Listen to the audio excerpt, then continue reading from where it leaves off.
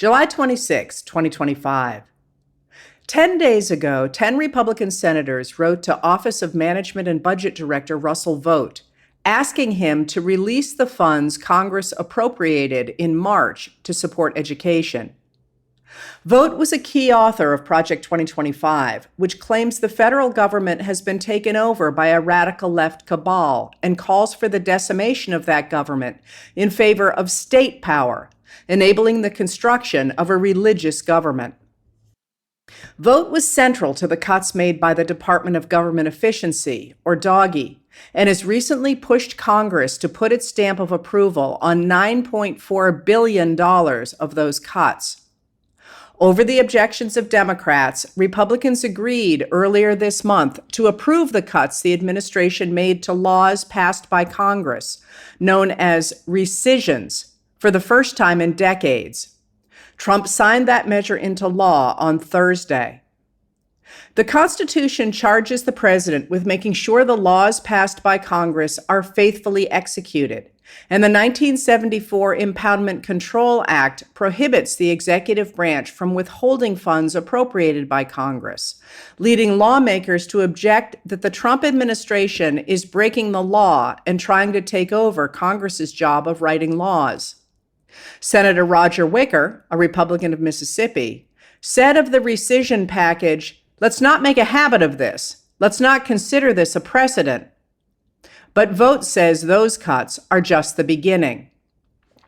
In March, Congress approved nearly $7 billion in education funding that was supposed to be released by July 1st.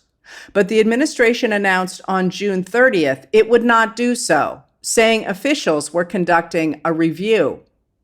The funds included money to recruit and train teachers and to support arts and music education in low-income areas, as well as funds for children learning English and for the children of migrant farm workers. New York Times education reporter Sarah Murvash noted that the Office of Management and Budget said federal dollars were being grossly misused to subsidize a radical left-wing agenda. "We share your concern about taxpayer money going to fund radical left-wing programs," the senators wrote to Vought, "but we do not believe that is happening with these funds." Also yesterday, Senator Katie Britt, a Republican of Alabama, who chairs the Senate Appropriations Homeland Subcommittee, and 13 of her Republican colleagues wrote a letter to Vought urging him to fully implement the government funding measure Congress passed in March, releasing money for programs funded by the National Institutes of Health. The letter clarified that its authors shared Vought's commitment to ensuring NIH funds are used responsibly and not diverted to ideological or unaccountable programs. But, it warned, suspension of these appropriated funds, whether formally withheld or functionally delayed, could threaten Americans' ability to access better treatments and limit our nation's leadership in biomedical science. As Trump's popularity falls, Republican lawmakers are having to confront the reality that the Project 2025 program the administration is putting into place is deeply unpopular, not just with Democrats and independents, but also with Republicans. They appear to be trying desperately to shore up some of the damage the administration has done. And the White House seems to be concerned enough about the 2026 midterms that it's listening. Yesterday, the Trump administration announced it would release more than $5 billion in funding it had withheld from public schools. The release of money before the start of the school year will help to hide from voters how the administration's decisions are affecting their everyday lives, a helpful reprieve as the administration continues to stonewall over the files of late convicted sex offender Jeffrey Epstein. Still refusing to entertain the idea of releasing the files themselves, administration officials have now met twice with Epstein associate Ghislaine Maxwell, who was convicted of conspiring with Epstein to sexually abuse children. Trump's former attorney Todd Blanche is representing the Department of Justice, or DOJ. He wrote, "President Trump has told us to release all credible evidence. If Ghislaine Maxwell has information about anyone who has committed crimes against victims, the FBI and the DOJ will hear what she has to say.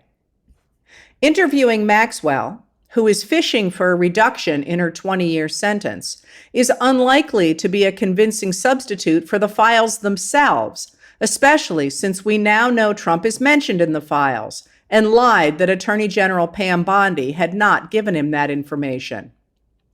The circumstances around the talks also seem fishy. Alan Foyer of the New York Times reports that Blanche is a personal friend of Maxwell's lawyer, David O. Marcus.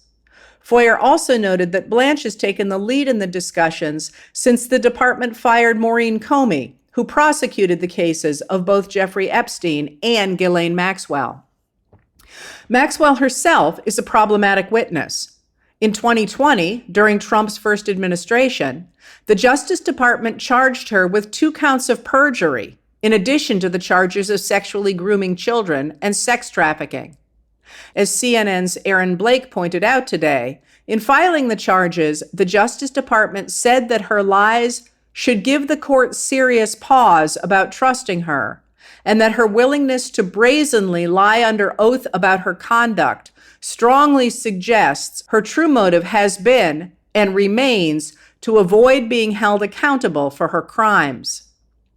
Yesterday, Trump appeared to dangle a pardon over Maxwell when he pointed out to reporters that he's allowed to pardon her.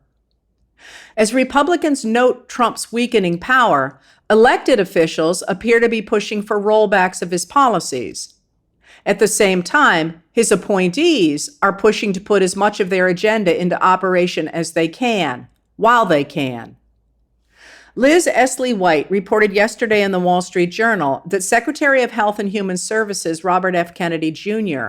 plans to remove all 16 members of a task force that advises the federal government on what preventative health care measures, things like cancer screenings, health insurers must cover. White explains that the people currently on the U.S. Preventative Services Task Force have medical expertise, are vetted to make sure they don't have conflicts of interest, and use the latest scientific evidence to determine which interventions work.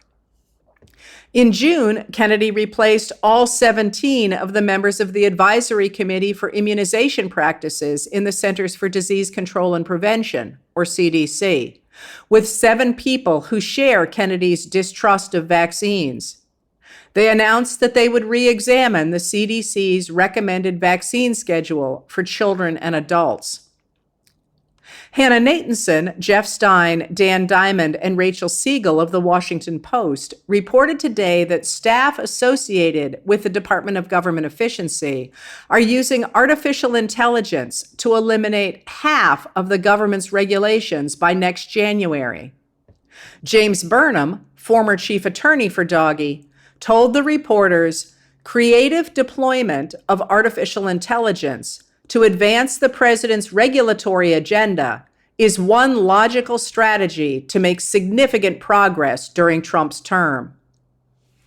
Officials at the Federal Emergency Management Agency, or FEMA, which operates under the Department of Homeland Security, announced yesterday that it is starting a detention support grant program to fund temporary detention facilities.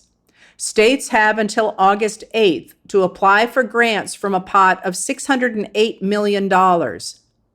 FEMA and U.S. Customs and Border Protection will distribute the funds.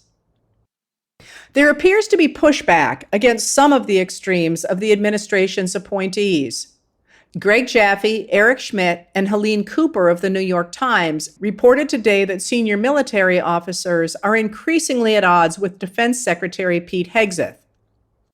Hegseth's tenure at the Pentagon has been rocky, as most of his staff have either resigned or been fired and have not been replaced, and as he uploaded classified information about military strikes to a private signal chat on which a reporter had been included.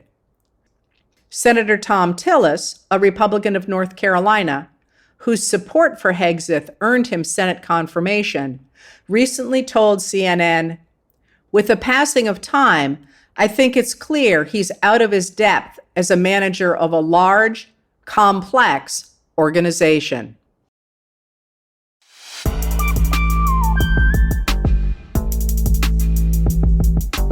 Letters from an American was written and read by Heather Cox Richardson. It was produced at Soundscape Productions, Dedham, Massachusetts. Recorded with music composed by Michael Moss.